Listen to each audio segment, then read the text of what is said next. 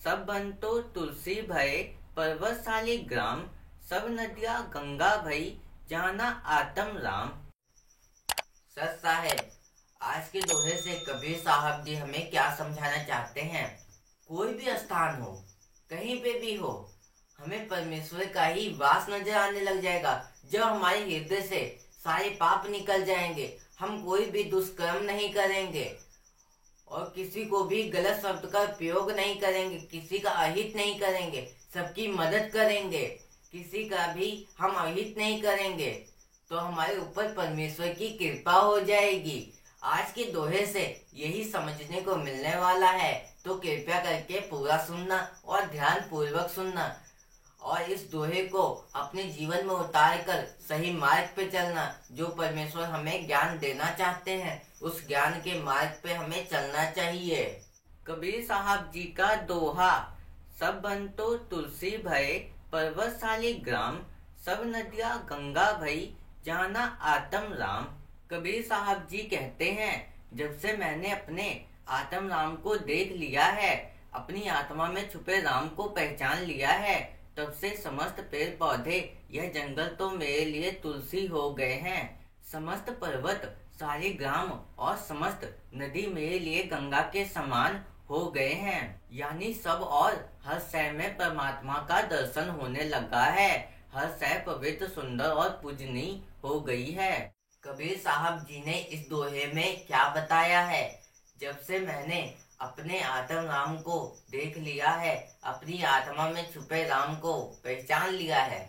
जब से मैंने अपने आत्म राम को देख लिया, मतलब अपनी आत्मा में परमात्मा को देख लिया, परमात्मा को जान लिया, तब से मैं परमेश्वर की भक्ति मार्ग पे चलता हूँ और सही दिशा की ओर चलता हूँ। कभी भी अपने मार्ग से नहीं भटकता। अपनी आत्मा में छुपे राम को पहचान लिया है। जब मैंने अपनी आत्मा में छुपे परमात्मा को देख लिया और जान लिया है, तब से मैं भक्ति मार्ग और सही दिशा की ओर चलता हूँ। कभी भी अपने मार्ग से नहीं भटकता हूँ, क्योंकि परमेश्वर का वास है मेरे हृदय में। तो मुझे भक्ति मार्ग पे चलना चाहिए। जिस प्रकार मेरे हृदय में परमेश्वर का वास है, उसी प्रकार सबके हृदय में परमेश्वर का वास है। तो इसीलिए मुझे किसी को भी गलत शब्द नहीं बोलना चाहिए।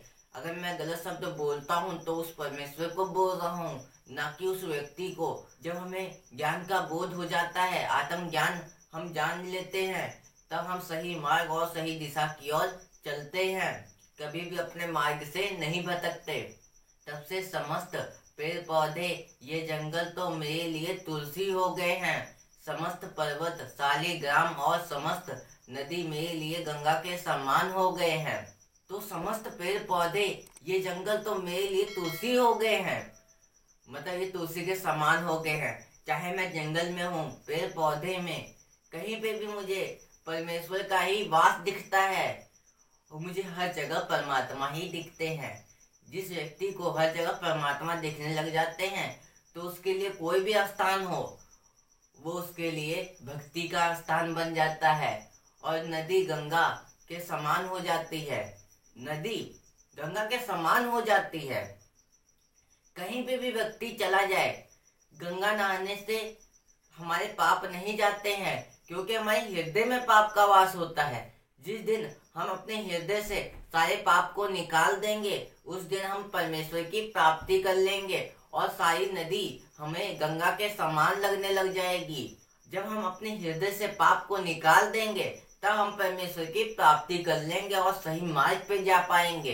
इसीलिए कभी भी हमें भक्ति मार्ग से भटकना नहीं चाहिए, सही मार्ग पे चलते रहना चाहिए।